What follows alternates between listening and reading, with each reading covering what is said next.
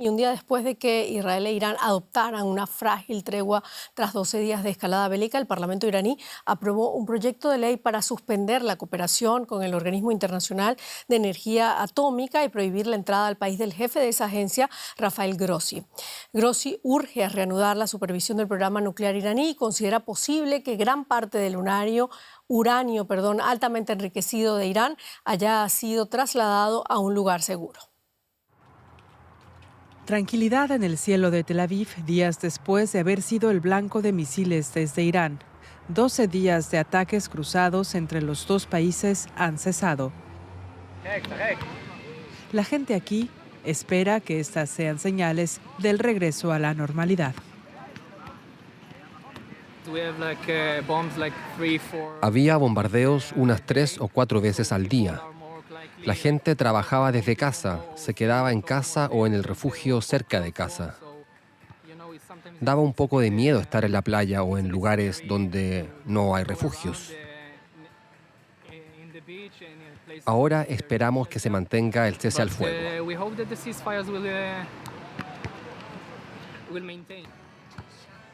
Horas después de que el presidente Donald Trump anunciara el cese al fuego entre Israel e Irán, el primer ministro israelí Benjamin Netanyahu proclamó una victoria histórica. En 12 días de la operación León Ascendente hemos alcanzado una victoria histórica que perdurará varias generaciones. Eliminamos 2 amenazas inminentes, la de una aniquilación mediante una bomba nuclear o por medio de 20.000 misiles balísticos. Si no actuábamos en este momento, el Estado de Israel corría el riesgo de extinguirse. En las calles de Teherán, miles de partidarios acérrimos del régimen celebran lo que el presidente iraní Masoud Pezeshkian llamó una victoria iraní. La multitud aquí mantiene un tono desafiante y gritan muerte a Israel y a Estados Unidos. Los iraníes tenemos una historia magnífica. No nos doblegamos ante los opresores. Nos levantaremos en su contra hasta nuestro último aliento. Imágenes de satélite muestran los daños en las instalaciones nucleares de Fordo en Irán tras el ataque estadounidense de la semana pasada. El presidente Donald Trump proclamó haber eliminado el programa nuclear iraní con el ataque. Su embajadora en la ONU presentó esta valoración ante el Consejo de Seguridad.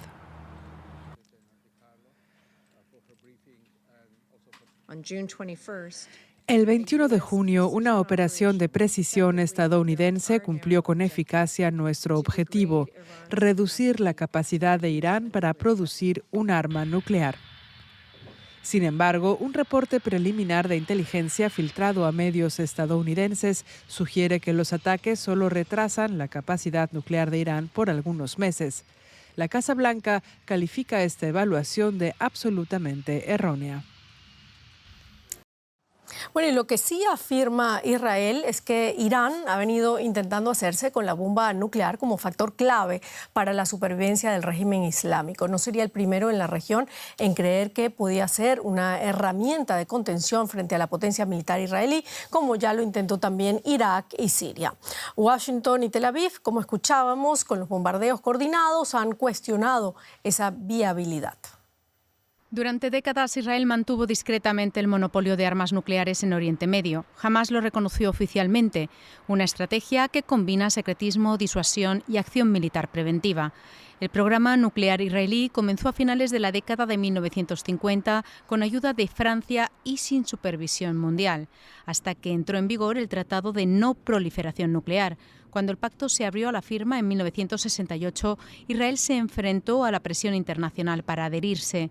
Pero en 1969 la primera ministra israelí, Golda Meir, selló un acuerdo secreto con su homólogo estadounidense Richard Nixon que permitió a Israel de facto conservar su arsenal nuclear siempre que lo mantuviera en sigilo.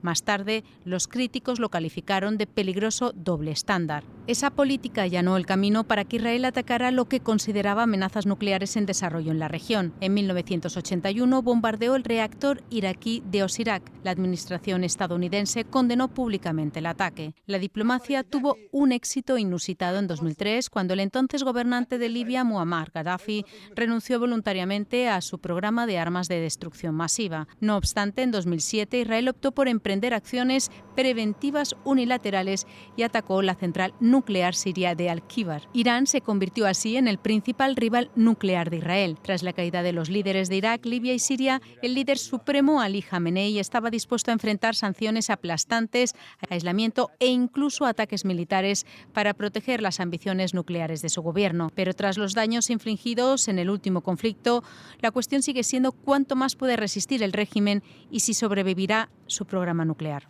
Y ampliamos con Maya Siminovich en Tel Aviv. Maya, ¿es realista hablar de una victoria histórica para Israel cuando la capacidad nuclear de Irán, según informes de inteligencia, solo se ha visto retrasada por unos meses? Hola Silvia, como decías, ambas partes declaran victoria. Si es realista, es difícil de determinar, pero los análisis indican los más pesimistas, como estadounidenses, desde medios de comunicación, que solamente lo han retrasado meses, los más optimistas por el ejército israelí, diciendo que han retrasado la capacidad armamentística nuclear por años. En cualquier caso, ninguno de los análisis son definitivos.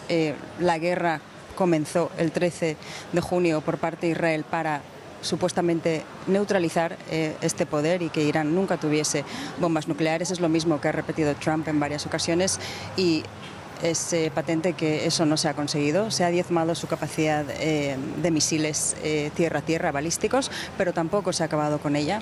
Y la pregunta es realmente si Irán ha conseguido mover su uranio enriquecido a otro lugar que no fuera Fordo. En caso de ser así, los análisis serán exactamente los primeros que decías, que solamente es una cuestión de meses que puedan volver a estar en el lugar en el que estaban antes de esta guerra. Maya, el presidente de Estados Unidos, Donald Trump, ha dicho este miércoles que hay grandes avances en las negociaciones para un alto el fuego entre Israel y la milicia islamista Hamas en Gaza. ¿Qué dice el gobierno israelí al respecto?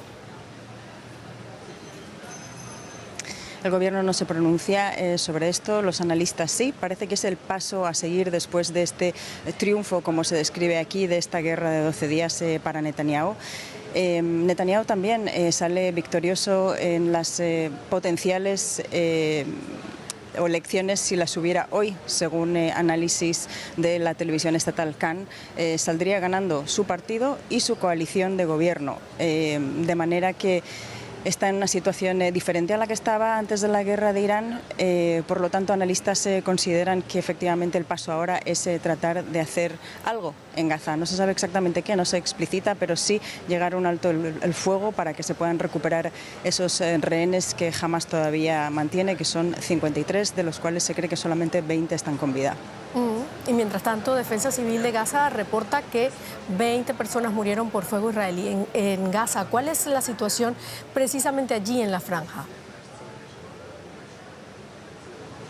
Pues no mejora. Con la guerra de Irán lo que ha pasado es que se ha visto relegada a un segundo plano, no bélico, simplemente informativo. Siguen sin entrar los suministros necesarios. Ayer mencionó el Ministerio de Defensa israelí que entraron 71 camiones. Según la ONU, hacen falta 600 para alimentar esa población de alrededor de 2 millones de personas. Siguen siendo distribuidas los suministros por estos centros estadounidenses apoyados por Israel, en los que todos los días hay muertos, como los 20 de hoy. No se sabe exactamente por quién, por el ejército israelí, dicen testigos, y por milicias armadas allí que no son Hamas o que sí son Hamas. La información es muy confusa. Israel dice que sí, que ha dado tiros al aire nuevamente para disuadir a las masas que se acercaban. Y en fin, parece que es un mal sistema este de la Fundación Humanitaria para Gaza. No está consiguiendo alimentar a la población y sí causar muchas muertes innecesarias. Así que la situación de Gaza no va mejor. Muchísimas gracias, Maya Siminovich, desde Tel Aviv. Y la Oficina para los Derechos Humanos de la ONU denunció que cientos de gazatíes murieron bajo fuego israelí mientras esperaban recibir comida cerca de los puntos de distribución. El organismo señaló que el ejército israelí disparó y bombardeó a gente que esperaba asistencia de la controvertida ONG respaldada por Israel y Estados Unidos, Fundación Humanitaria de Gaza. Según la ONU, al menos 410 personas palestinos fueron abatidos desde que esta ONG empezó a operar en el enclave a finales de mayo. Esa fundación niega su responsabilidad en estas muertes e Israel sostiene que investigará los incidentes. La ONU pide una investigación imparcial. Israel tiene que permitir la entrada de alimentos y ayuda humanitaria que necesitan los palestinos para mantenerse con vida en Gaza, según el derecho internacional y los principios humanitarios. Gente desesperada, hambrienta en Gaza afronta la inhumana elección de pasar hambre hasta morir, o que los maten tratando de conseguir comida.